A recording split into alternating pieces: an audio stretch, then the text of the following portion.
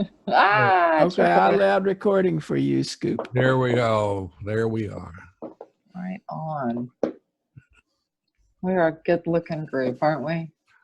Yeah. Well, some of us I had are. water up here. Some of us are old and gnarly. Don't I'm going to run down and get some water. I'll be right back. Well, All right. I've got something that contains water, partially. Bits of water, droplets. Yep. Where did I? Oh, Well, it's my screen. There we go. I was trying to see what we look like on. Oh no, where are we? We're like. I like this logo. Yeah, the old-fashioned test pattern. There it is. Yeah, I really like that logo. Or test pattern. I mean, I understand. Oh, shit. I'm sorry. My food is here. 1 moment. Hey, a guest appearance. Hey. There's nobody there. There is nobody there. I can hear it. And for the non-dog speaking people out there, Suzy will translate for you.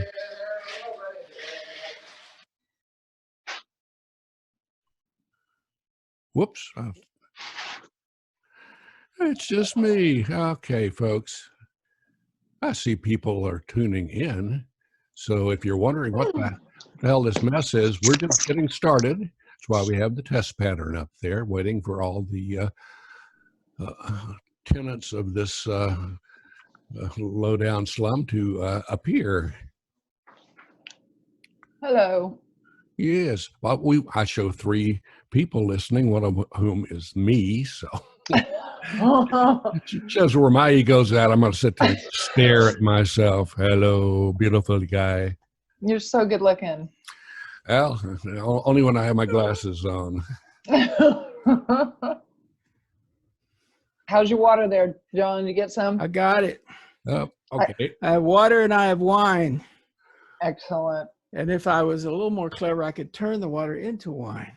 Well, a minute ago, we had 3 people watching. One just joined. 3 people? Oh, watching us. Yes. One of them dropped off. I think I scared them when I showed a full facial here. That'll scare off anybody. Well, the test pattern is on, though, isn't it? No.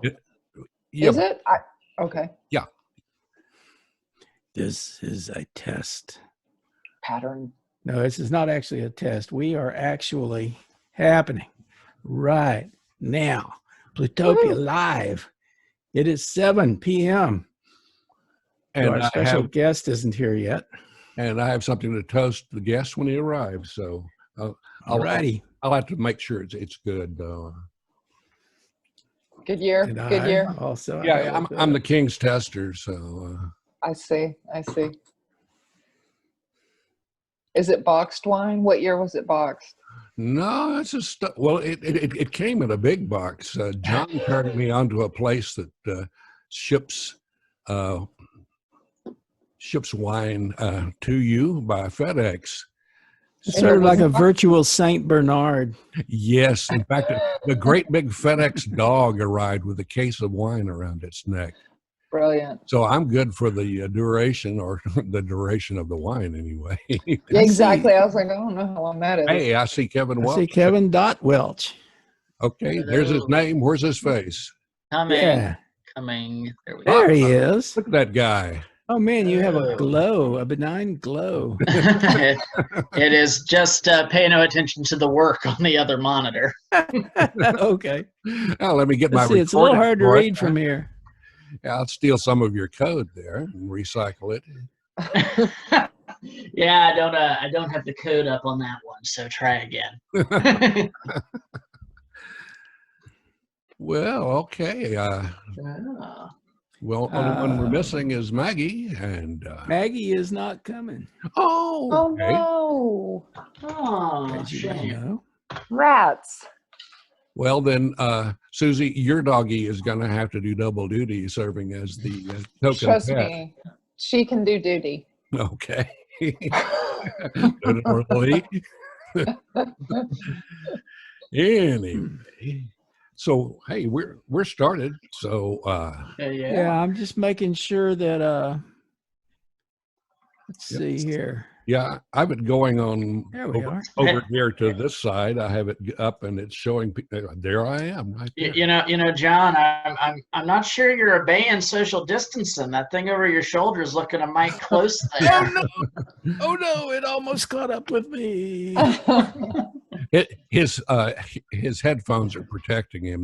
That's Okay. that's I mean audio. that's as legit as science as we're hearing from a lot of sources these days. I'll Yeah, take that. it's audio social distancing. Yeah. There Did you must be guys- some way to escape. Did you see those people at the Capitol this week? Yeah. Oh my I God. remember when Alex Jones seemed delightful and harmless. I want to go back to 20 years ago before he's Right. like a drunk, pill-popping, insane man in an armored truck screaming at everything. Yes. When he had that little bitty radio show nobody listened to, it was just conspiracy theory after conspiracy theory. I loved it. I loved listening to that show. It would crack Well, you know, Fringeware, my old company back in the early days of the internet, I mean, we were all about those conspiracy theories, but we didn't take them seriously. We didn't believe them. We just were bullshitting. Yeah, it was the same thing with the news service I worked for in San Francisco, Zodiac News. We published all the cattle mutilation stories and UFOs, and I interviewed a lot of the UFO guys, Stanton Friedman, Hynek. Oh, really? Talk about that. What did you Yeah, get from that's Stanton? cool. Yeah. Well, it just this was like mid 70s, and they were all doing speeches at UC Berkeley. So all my friends at UC Berkeley would let me in with my recorder. I have about an hour and a half of Stanton Friedman going on about every UFO encounter ever. It's the first time I ever saw an audience go to sleep in a conspiracy thing because it went on. He was that guy. An interesting guy, though. Did these friends of yours, Scoop, view themselves as members of the movement that, as Rushkoff termed it, Operation Mindfuck?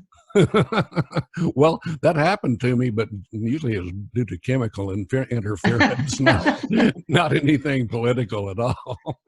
Yeah, I do find it just interesting because it's like the people who were running Operation Mindfuck, people like Robert Anton Wilson, it's like the whole thing was a joke. Like, Illuminati Astrology was a satire. And then, like, a bunch of people took it completely literally. Yeah, one of the things I encountered when I was at Zodiac News is Ed Ward and I showed up at the Libertarian Convention, National Convention in San Francisco in 1977, and they had Timothy Leary and Robert Anton Wilson there in a press conference. That was interesting. 99% of those press guys had no idea. About all they could do was ask Timothy Leary about acid, and I'm like, no, that was during his space migration phase where he was going to get his rocket ship and move us all to wherever. Planet Yeah, X, I think he'd moved on to like eightfold consciousness meta programming by that point. Mm-hmm. So he was dropping hits and hits and hits of acid every single day. So he was definitely somewhere else. Yeah, one of my heroes. Yeah, I mean, God bless people who can live like that, but I'm just sort of like, how do you keep that up every day? I have enough trouble keeping it together if like that's a like once or twice a year thing. You're chaining that every day. Yeah. Every day. I don't know. I think I would be able to hear my brain sloshing around if I had done it as much as he did. It's just yeah, insane. I lost all of that when I got into programming. It's kind of hard to keep your logic together when your brain is going in 14 different directions. What? My computer likes it when I write poetic code to it. Now, it doesn't do anything, but, I tell myself it likes it. My code only had poetry in the comments. I always left weird comments for future generations of tech support guys. One of my favorite self-documenting comments I've ever found is deep inside Google's code base and their Angular framework, there is a variable in some method deep in the code. The name of the variable is literally, do not set this flag to true or bad things will happen. Being truthful there. And I've never actually tried to set the flag to the other thing and see what happens. I probably should one of these days. One of my favorite things that used to show up on, I forget what the site was, and whenever they got a 404, it displayed the message, the program has eaten this page. It was tasty and was tart on our tongue. Oh my God. That was definitely not Clippy who said that to you.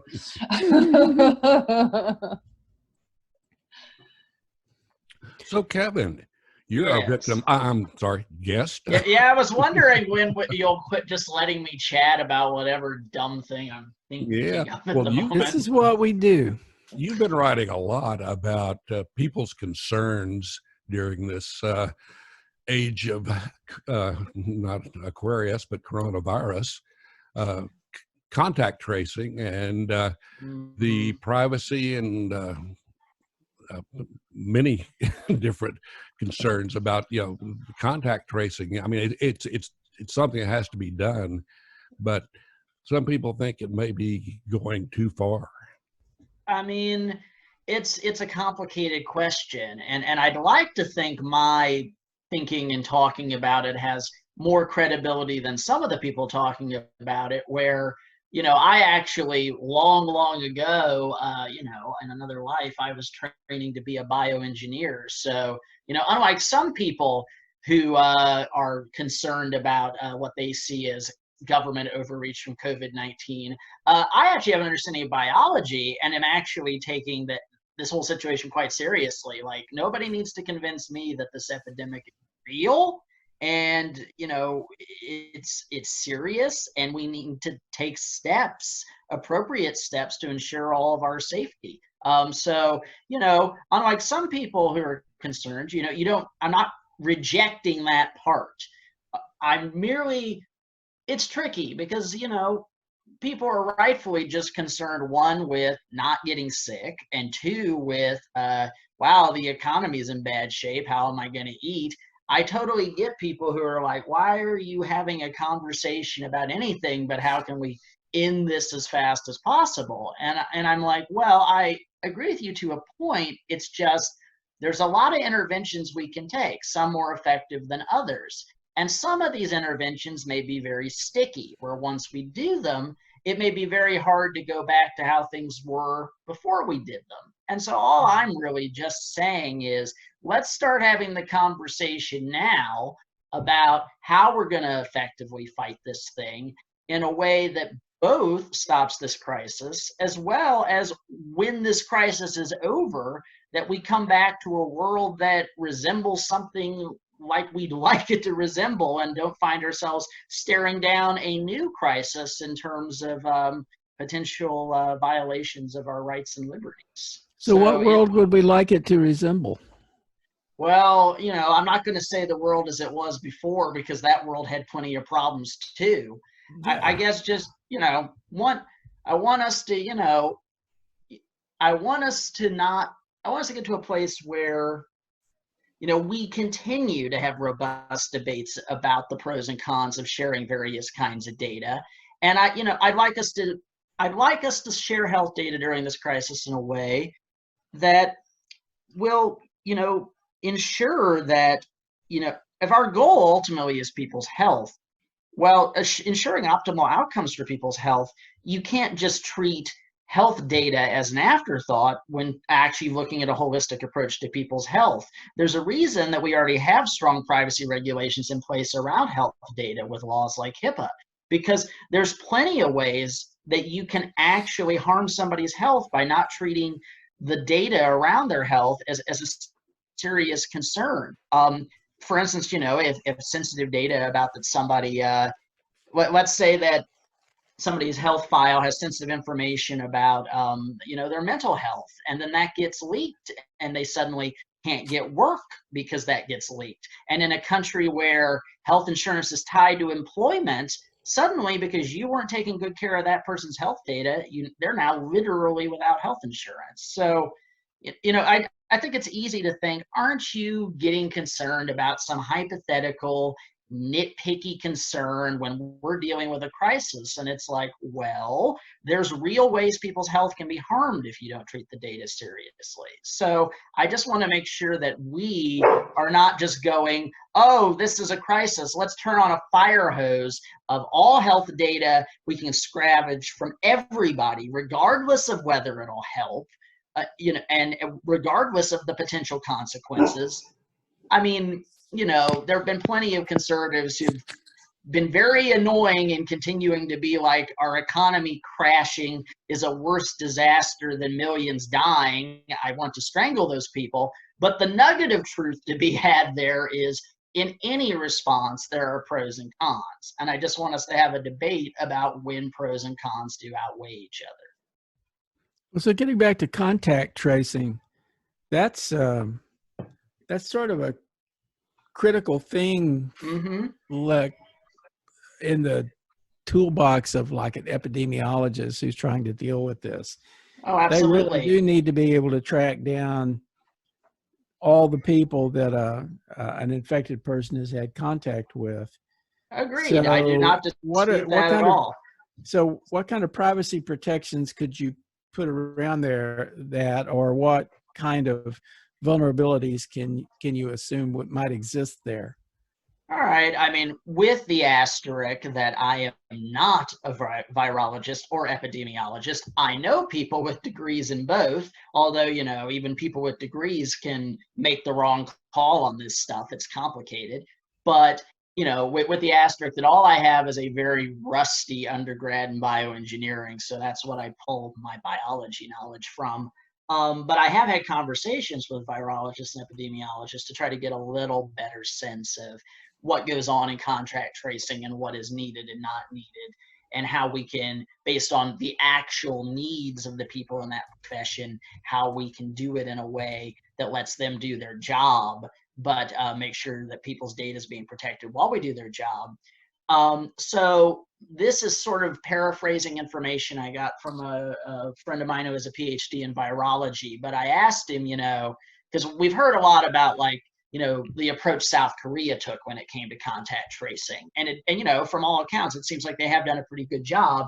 But the concern that's been raised in certain civil liberties quarters is how much of their contact tracing depended upon essentially warrantless phone surveillance, because South Korea doesn't have quite as robust protections equivalent to the Fourth Amendment on search and seizure as we do. They're a democracy, but democracies vary in what rights they have or don't have, and they don't have as stronger protections around search and seizure of data as we do.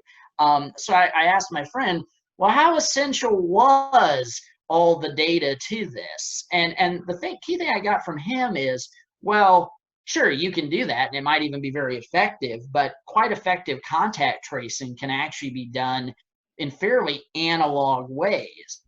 Traditionally, the way it's been done is you conduct an in-person interview with the person who's just tested positive, and you basically ask them everybody they've been in contact with, and you really try to ensure the person that everything being said is confidential. There's a personal assurance that this information they provide will be treated in a confidential, safe, respectful way. But then a lot of it has traditionally for years been done quite effectively by just having conversations with people who have tested positive. Now there's people, and there's a debate going on of like, does the digital means, is it really drastically more effective than is using phone location data drastically more effective than, say, the old-fashioned way it's been done in the past? From what I've read, I kind of get the jury is out. I do know that some of the lawyers and technologists at EFF have raised concerns about, well, governments keep saying that it's super effective, but they haven't been very forthcoming in many peer-reviewed studies that definitively show a strong correlation of effectiveness. So it might be, but we don't really have data to say that the new surveysive methods are drastically more effective. And another thing is that there are a lot of proposals that are trying to say how we might technically do this location-based contact tracing with like phone data in a way that might respect privacy. Because as those of us who follow this topic know, one might just say, well, can't they just use anonymous location data? And as those of us who follow this issue know, there's not really any such thing as anonymous location data. Location data has especially difficult problems with anonymization compared to even other forms of data. I mean, first of all, we speak about data in general, like regardless of the type. A study that was done, I think it was Imperial College London, showed once you have 15 degrees of freedom or data points in a data set, that is enough to de-anonymize and tie each data entry to a person with like 99.95% accuracy as soon as you just have 15 data points. But location data, you actually just need sufficiently granular lat-long coordinates with nothing else to de-anonymize a person, largely because how many people are 5 days a week going between your home address and your office? Probably just you. So you just have to look up who owns that house or who lives there. And even if it was just a set of lat-long points time-stamped, you now know whose location data that was.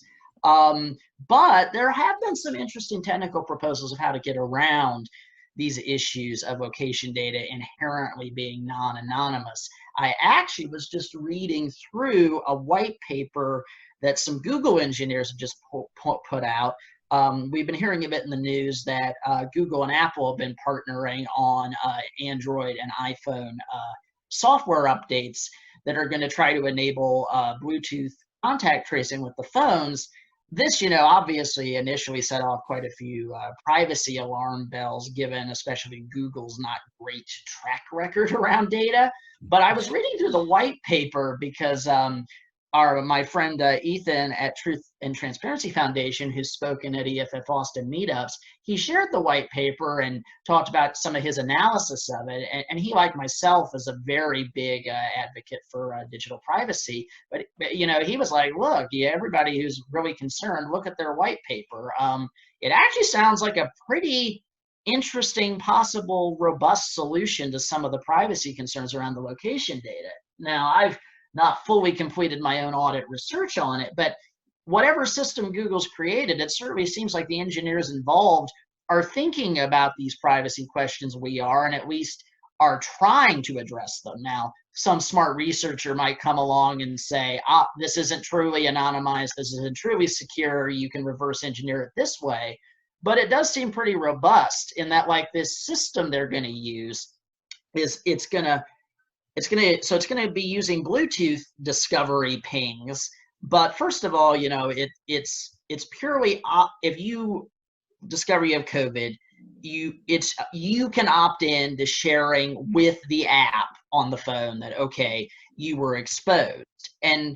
But what this basically will do is, from what I can tell, it really does not get tied to you. What's basically happening is they're like let me get the exact terminology. I don't want to misspeak. But what they're doing is they're using a couple methods to really try to make this data, one, strongly encrypted, and two, and this is key for when it comes to location data anonymity, they're trying to make it very transitory data, that it expires after a certain time. It has time-sensitive encryption, decryption keys that once you're out of the time range the key was generated for, you can't recover the location data.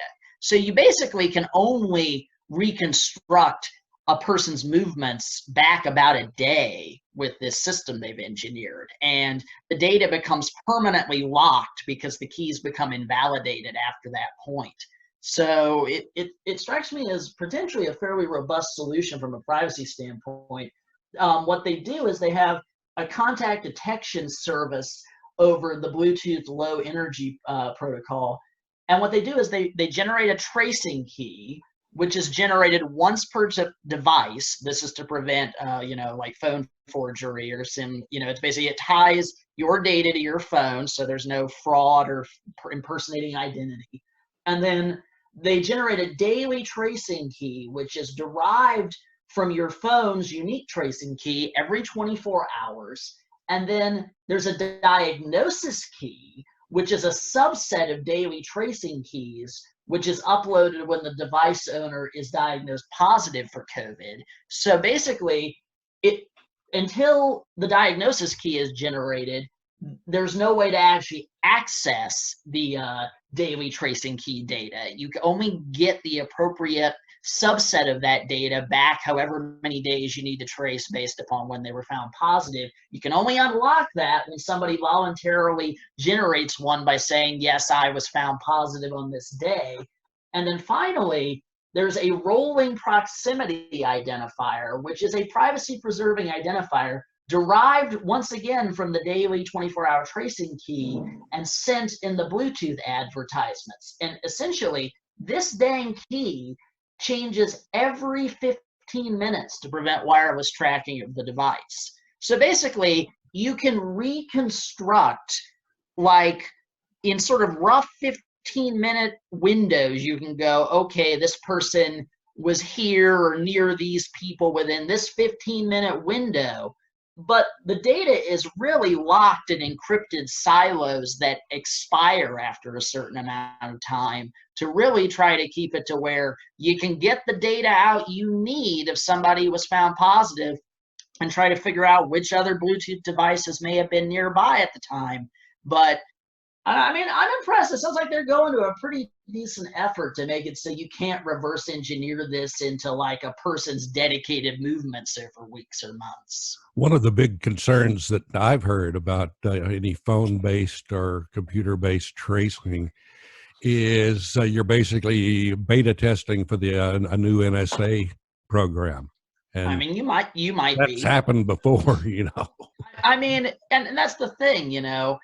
I really do find myself torn a lot on this issue as somebody who both has a strong biology and a strong science and also a strong computer science and digital celebrities background, where, you know, we need to throw every tool we can to effectively fight this thing at it. But, you know, we also want to make sure that our rights are preserved and protected. I mean, and, you know, and once again, as I said, it's easier for people to say, well, isn't that a hypothetical concern? And it's like, well, not really. I mean, it just came out that one thing. So obviously, there has been a big push among essential workers during this crisis to get better pay, better protection. And we've seen immense resistance from certain companies to provide these things adequately. And one thing that actually came out is that like Amazon has been using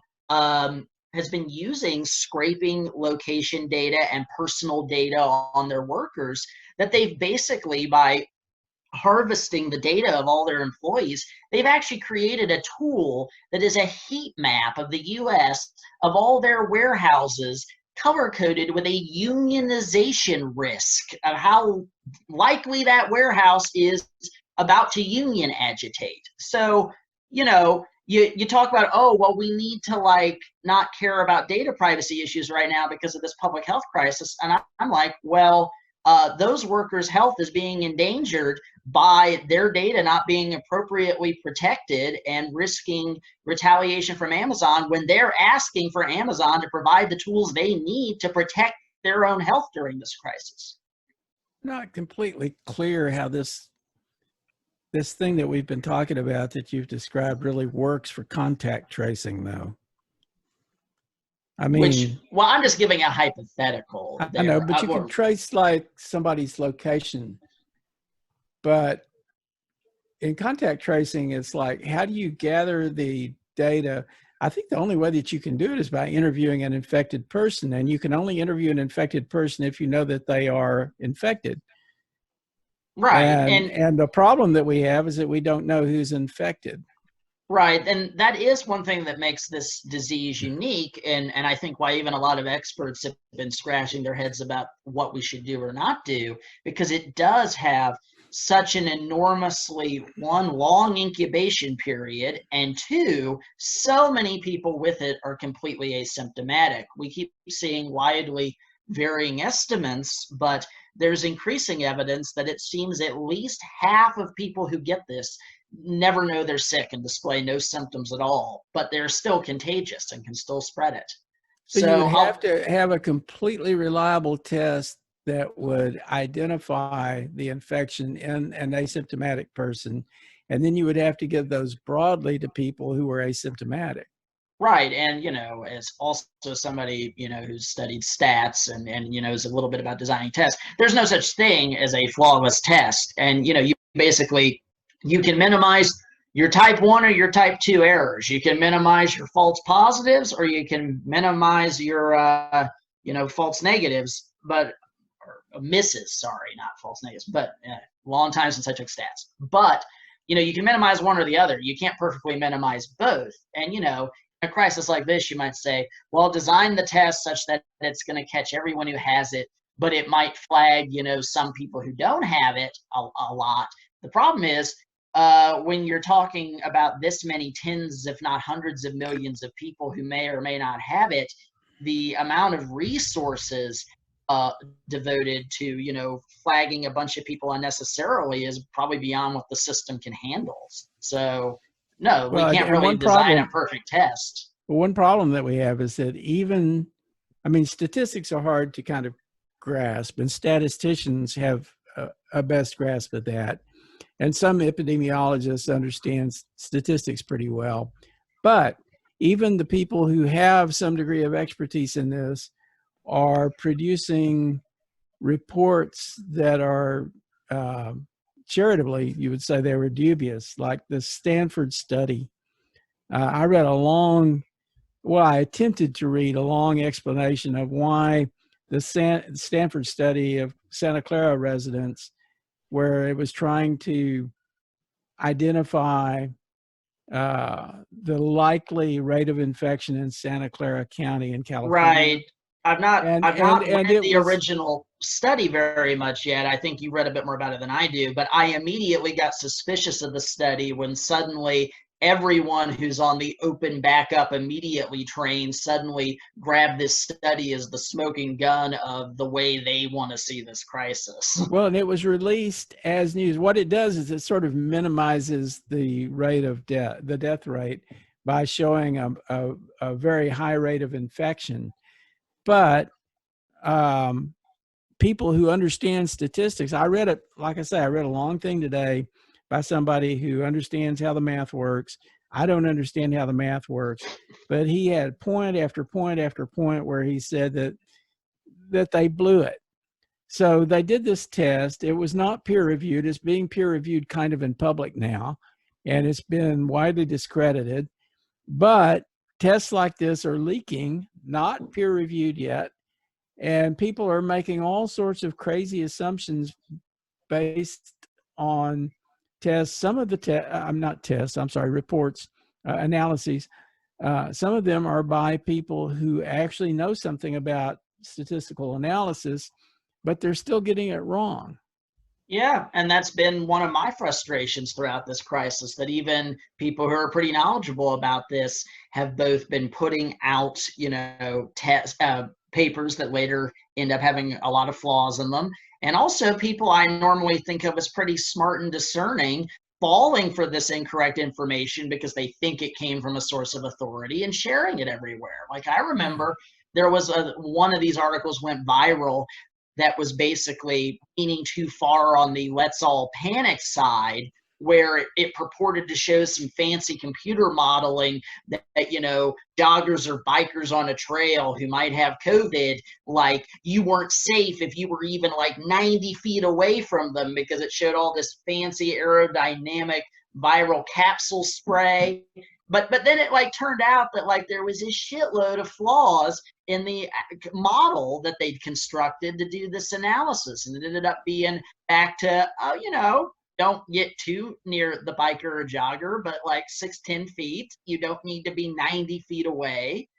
But I saw really smart people share this thing because it was like, ooh, look, fancy computer model. It must be true. Yeah.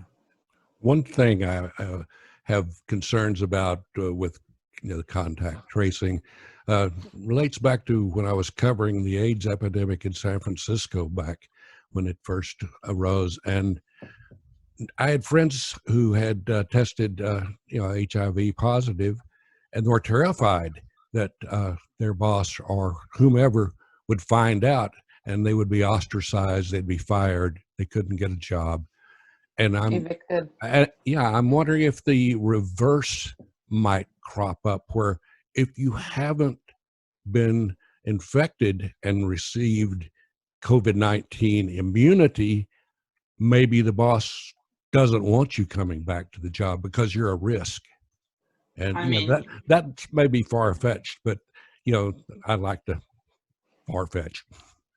well, Maybe that's like Fetching smallpox, the smallpox vaccine. I mean, we don't have to do that anymore. So maybe at some point we would do this until we don't have to do it anymore. I don't know. I mean, why don't we get smallpox vaccines anymore? It's just not there anymore, right? I mean, yeah, it's literally gone to the point it exists in 2 labs in the entire world, and that's it. There's a part of me that's often gone, yeah, I get from a science perspective that you want to study the dang thing.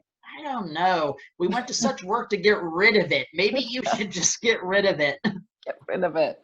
We don't need it. We don't need. I heard also, and maybe I'm very wrong about this. I'm a layperson at this sort of thing, but what I've heard a theory that as the ice caps melt, they're letting free these viruses that have been trapped forever and ever and ever.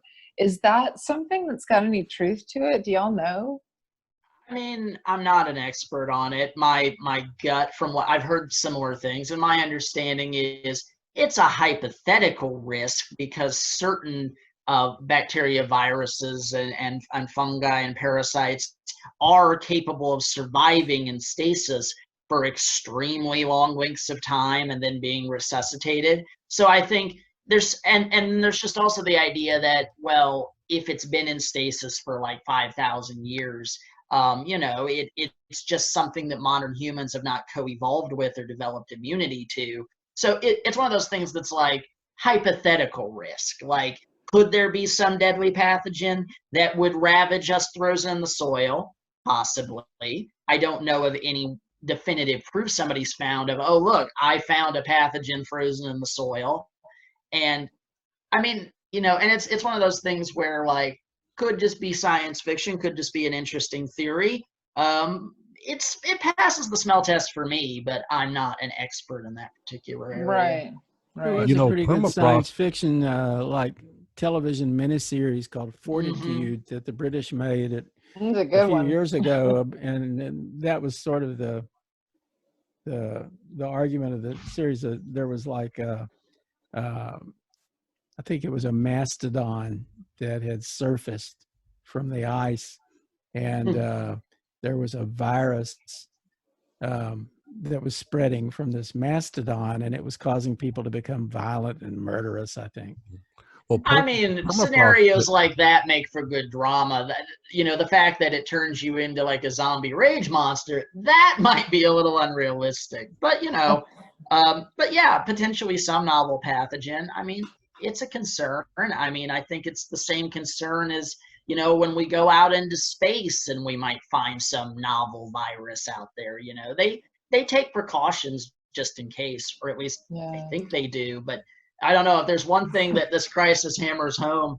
I keep increasing go to myself, we all assume there's smart people in charge watching out for these things. And I'm kind of like, maybe we all just thought that, and there aren't. I think there were, but then now they're gone. We used to think that the White House had it all under control, and we didn't have to worry. And gee, what happened to those days? I don't know, but I hope we don't become complacent again. No matter how good it gets, we got to keep fighting. Well, back to the viruses emerging from the permafrost. I've been reading a lot of stuff. They have actually sequenced the genome of 30,000 or 40,000 year old cadavers that they've discovered after the glaciers in the northern parts of the planet have receded, and Right. they've if you can sequence the genome, then you're pretty close to resurrecting all sorts of things. Yeah, I- that's Jurassic Park. Yeah, yeah. I'm going to just defer and say, if you really want to go down that rabbit hole, you should just get Michael Garfield on here. He could probably talk for hours about the reality or lack of reality of those scenarios. Yeah, That's but a good idea, actually. the science fiction stuff that we used to think was pretty not far-fetched, some so of it much. doesn't sound too far-fetched anymore. Mm-mm. Yeah, I mean, it. I don't know, a lot of what I really just try to make clear to people is that, that I think for a long time, a lot of these, sort of cyberpunk computer scenarios seem very fanciful and far-fetched. And one thing a lot of my education emphasis tends to try to be for people is making it clear to people that's not science fiction, most of it anymore. It's quite possible. Now, some of that fiction may have portrayed some of it in not the most accurate ways, but a lot of the basic ideas, they're reality at this point. And I think a lot of people still have they still have a very Hollywood idea of how computers and hacking and cyber espionage and all this sort of stuff work. And I think they're not appreciating, I don't know, it's just I still see a lot of people who don't really appreciate a lot of the phase shifts that are going on here. Like, a lot of people, I think, are just taking reality too much for granted at this point. They don't question what's generating the news they hear and read, what's generating the images they see and hear.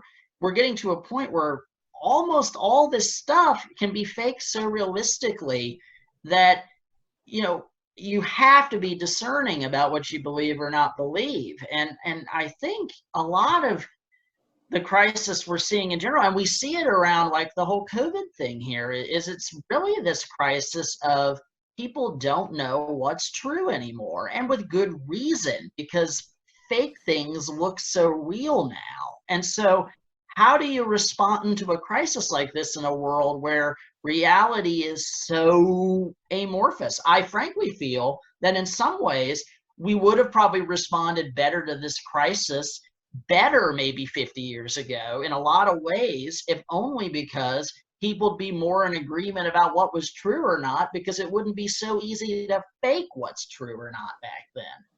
Well, We've and you entered the can't day- trust our leaders. Our leaders are lying to us also. So, I mean, it's not like we can look to them. We've entered the age of deep fake, and deep fakes are becoming pretty extremely real looking, to the point where it's really hard to tell what online, at least, is real. I mean, I've said it that it's only a matter of time until you're going to have some video make the rounds that purports to show a major political candidate doing or saying something that's completely disqualifying, and that video is going to be completely fake. They never said that. They never did that. It's a purely AI generated construct, but it will only be possible to know from people who are experts, and the average person is just going to look at it and go, that's X candidate saying horrible thing or doing horrible thing, and they won't even think to question it. And unless we think we couldn't fall for it, I'm like, I guarantee you there'll be some video at some point of somebody on the far right doing something that plays into our biases of what they're all really like, that this particular person didn't actually do, but we'll probably believe it without too much question, just because we're like, well, they do stuff like that, so we don't need to look into it too closely. Takes too much time, too much effort. I mean, that's the real problem, that I was kind of, I've been thinking about this. Like a lot of people, I've had more time to read during this whole thing, and so I'd knocked out Machiavelli's The Prince, and I'd started Thomas Hobbes' Leviathan here, and I thought it was really interesting that Hobbes has kind of a debate going on in the book that really kind of resembles to me a lot of this current debate around like experts and authority that we see going on in our society, where Hobbes like is actually himself very skeptical of like sources of authority as far as knowing the truth. He repeatedly goes on about, I can't tell you how many university professors there are who they'll say something and then you'll be like, why is that true? And their answer basically is because Aristotle or Aquinas says it's true. Or, you know, there'll be people, you'll say, why do you believe that? And they'll say, well, because, you know, this priest says the Bible says that. And Hobbes is just like, none of this is evidence of anything. And he makes the point of like, if you can't start from first principles and justify something, you don't really know it. But you run into this problem of like, okay, on the one hand, he's right that anything that we take on faith of some source of authority telling us it's true, there's the possibility that we're wrong.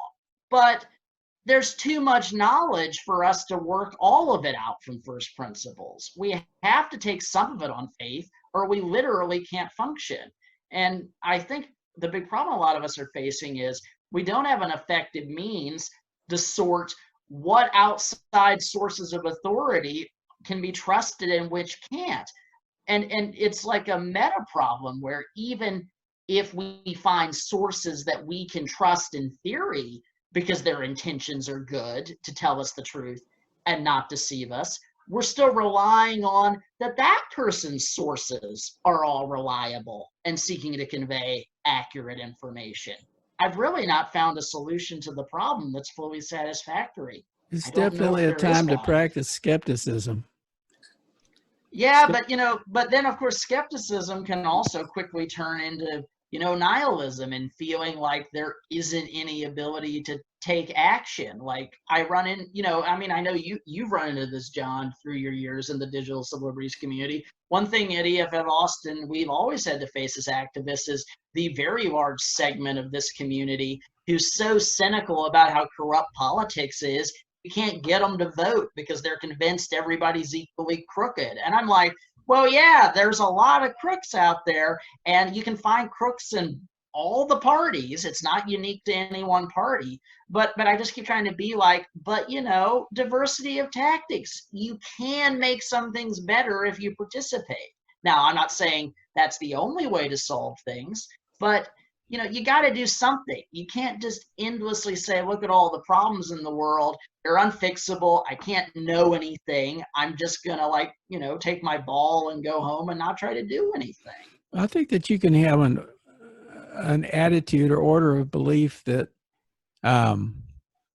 is always sort of reserved. I mean, where you hold skepticism as a first principle, but you also understand that you have to make some commitments and you have to maybe buy into some beliefs, but you don't really need to buy into them wholesale. You can still remain skeptical and still question everything. But I absolutely agree with you that if we're completely nihilistic and if we're completely cynical, we're not going to get anywhere. Nihilism means nothing to the dancing peasants. I have that tattooed on my forehead. Nice. Yeah, I mean, I don't know. The thing I really just try to advocate for people is, care about the problems in the world, try to make them better, and most importantly, I try to emphasize to people like take your own responsibility for doing that. Don't depend on other people. Like I'm and I say this as somebody who was and has been like a Bernie supporter. I'm amazed just like how many of his followers see him not winning the nomination and just go like, well, we're screwed forever, there went our last hope. And I'm like, were you listening to him this whole time? He's been telling you repeatedly he's just a symbol for a movement. He can't do anything without your power, and your power didn't go away just because he's not the candidate. Like, did you listen to one dang thing he was saying?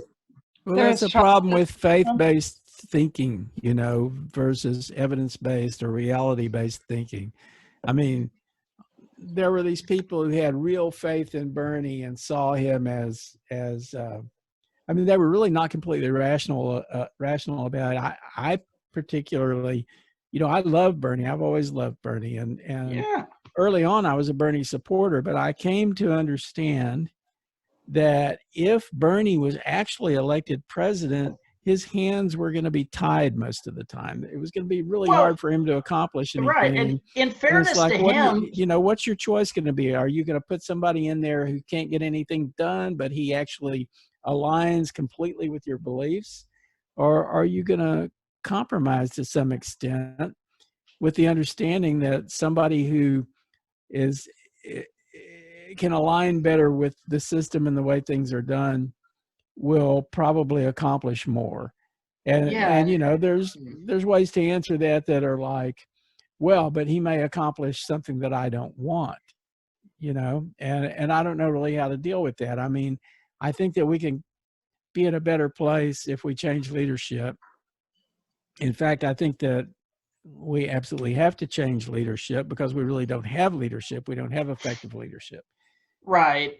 And, So it's weird to me. I mean, I have neighbors who, I have people that I actually know who really are not seeing the same thing that I'm seeing when they look at like Donald Trump or they look at the White House. oh, yeah. Or when they look at what's happening like with racism in this country. I was sitting with some people just before we started this who were saying that that they felt that racism was pretty much fixed in this country. And I was kind of shocked at that. And I said, well, no, absolutely. Racism has reared its ugly head in a big way. And it's not a resolved problem. And there was a whole like sort of buried racist thing that was happening, and that you can see it manifest in leadership right now in the White House and elsewhere. They didn't get that. I mean, they looked at me like I was crazy. It's just a huge backlash. I mean, it happens to any minority group who makes a few strides. There's always, people like to say this pendulum is swinging back or whatever, but there's always a big backlash. I mean, I expected it as soon as Obama left.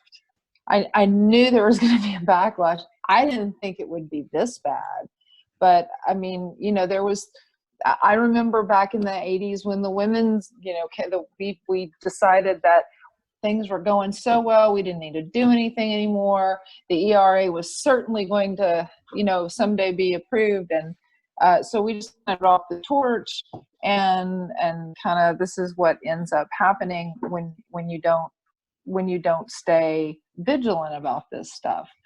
And I'm afraid that might happen when we leave here again, when we're able to go outside again, is we're just going to go back to be complacent about where we are and not try to fix this systemic racism that people are pretending isn't happening because Obama got elected.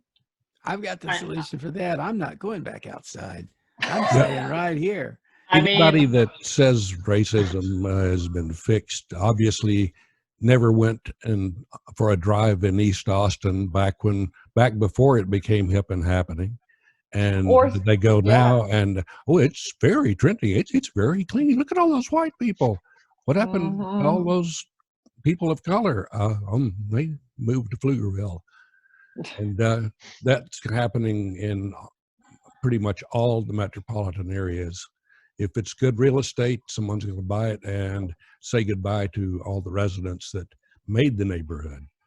I mean, one of the possibly few bright spots of this whole crisis is that, Airbnb hosts are getting absolutely hosed. It may free up a lot of real estate in these expensive cities and actually lower some of these crazy housing prices we've been dealing with. That's true. That is true. Yeah. I don't know. I mean, it's weird. I think everybody's being affected by this whole crisis and responding to it in different ways.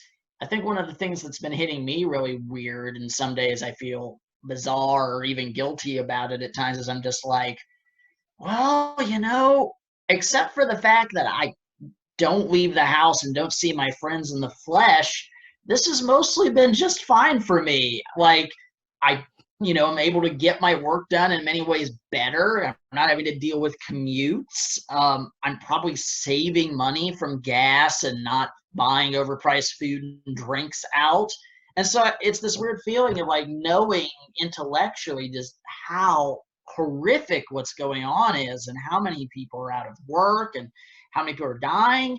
But then you yourself are fine, and in some ways your life's better, and I don't know, it just really can hammer your own bubble or your own privilege home to you. And and I'd like to find ways to extend that to the people who don't have it right now, but then I'm like, I'm just one person and our whole system's dysfunctional and incompetent, and I don't know what to do about it. My wife and I were laughing about all of the people we know and see online who are just having a meltdown over being isolated and quarantined and staying at home. And I started working remotely back in 2000, and with some breaks, I was able to, just stay home on my little computer, writing code or producing media, and I don't feel anything as far as any isolation, because I'm used to it. Maybe most people aren't that way, but if you've been a remote worker for some time, it's not that tough to stay home. You can probably get caught up on all those things you've been putting off. I don't know. There's a bunch of people with guns, Scoop, who seem to think the fact they can't go to the outlet mall is like, as bad as communist China or Tsarist Russia. Darwinism at its best. There you go. Did y'all see that woman with that sign and the face mask? It had a circle and a line through the face mask, and it said, "My body, my choice." That's one of my favorites of the week. There are plenty of them out there. There's been a good meme on that front that's basically been a picture of these dudes on Capitol steps, with their semi-automatic weapons, and the caption's just like, "Here's a bunch of dudes angry that they're being told what to do with their body." Yes, indeed. And incidentally, they're all pro-life.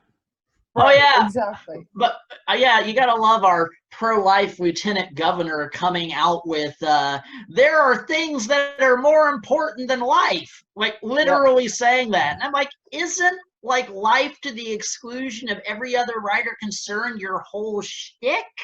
Well, and who is going to vote for that man? I mean, that's his base. Are the old people he wants to throw in the volcano, right?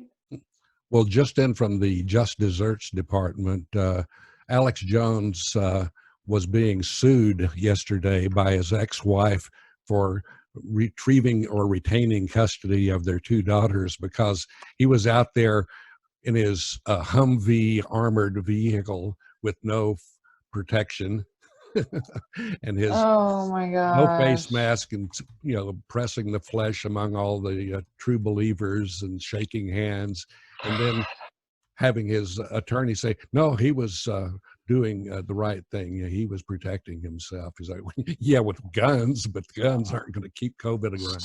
Shoot that virus. You shoot it. Well, all I can say is you better really be careful about that, because it's right behind me. Yeah, it is. Take careful aim. Well, we're winding down. We got 5 minutes left. Closing thoughts. I don't know. Kevin, you've been a great guest. We just sat back and listened. Oh, well, thanks for having me. I'm happy to pop in whenever the conversation turns that way. I'm going to keep researching this as best I can, just, hoping we make it out through the other side with as many of our rights intact as possible and whatnot. I mean, the very paranoid part of my brain is like, well, once again, going to the dark places of like, well, I'd like to think that a lot of location-based contact tracing would be used responsibly to fight this infection. But then when I think about the people in charge and how absolutely craven and power-seeking they are, I raise the question, okay, they do all this contact tracing. What's to prevent the Trump administration from like not doing something really shady like, oh, they now have accurate data about who and who doesn't have COVID, but because it's tied to data about real people, they correlate it to, okay, who has COVID, who's a Democrat and a Republican, we will provide all the hospital beds to the Republicans and let all the Democrats who caught it die. You can't put it past an administration like this to do something like that. So that's where I'm like, people are like, let's, why are we worried about privacy? We need all the data to fight this thing. And I'm like, well, you're assuming that the people in charge only have public health in mind.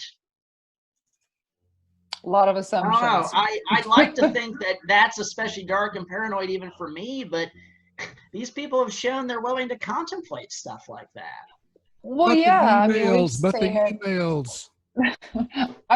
We've seen it in several different ways. When the Trump administration demanded the voter rolls, he wanted to see who was a Democrat and who was a Republican. And Texas sent it to him. There were some states that said no, but he wants to know who is not voting for him, and there's a reason. And COVID would be a great way to get rid of us. There's a reason fundamental rights are important. When I hear people dismiss privacy by saying like, well, I got nothing to hide. I'm like, well, you may have nothing to hide given the people currently in charge, but those people change. Supposedly, these guys who are the ones that we're complaining about are supposedly libertarian, not just Republicans, but supposedly very libertarian. And they don't really seem to adhere very well to libertarian principles. They don't really seem to adhere very well to Republican principles either. I don't think they know what words mean. Well, I think maybe there's a mistake here where we talk divisive politics and we talk about the Republicans are doing this or that, and they say the Democrats are doing this and that, but those guys are not the Republicans that I grew up with. And the Republicans the kind of Republicans that I grew up with have bailed from the party. They've started new things where they're trying to, some of them are, they're going to vote as Democrats for now. This is like a completely corrupt bunch of people who really have no party alignment. They're not about party at all. They're about taking power and they're about taking money. That's the problem. I don't have a problem with Republicans. I have a problem with these guys. At this point, it's essentially, to be blunt, it's a death cult is what it is. They're even calling for sacrifices now. Jesus Christ. You're right, they are. Death cab for cutie. All right, we're down to the wire. I have raised the flag. All right. Thanks, everybody. This has been a great talk. Thanks, y'all. Thanks for having me, John. I'm happy to come back in a future week. We may be doing these for a while. Yeah, it'll be great. We'll be happy to have you back. Well, the way I put it is, I once again, I feel lucky where I'm like, our idiot governor may open up things too early, but my company has no need to call everybody back. We can still keep working like this. So I'm like, I'm staying home, whatever the governor does. Well, I just want to tell you, this is my retirement. This is how I'm spending retirement. I'm sitting in my little man cave talking to my friends via Zoom. And it looks like that's going to be my life for the next 20 years. Well, it really is kind of a cyberpunk end for you, John. You're like a less substance abusing Spider Jerusalem or something.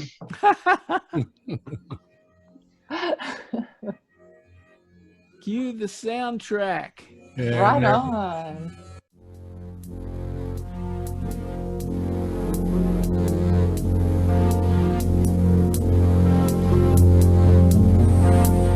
You can stay in touch with Plutopia at plutopia.io. On Facebook, look for @Plutopia News. On Twitter, it's @Plutopia.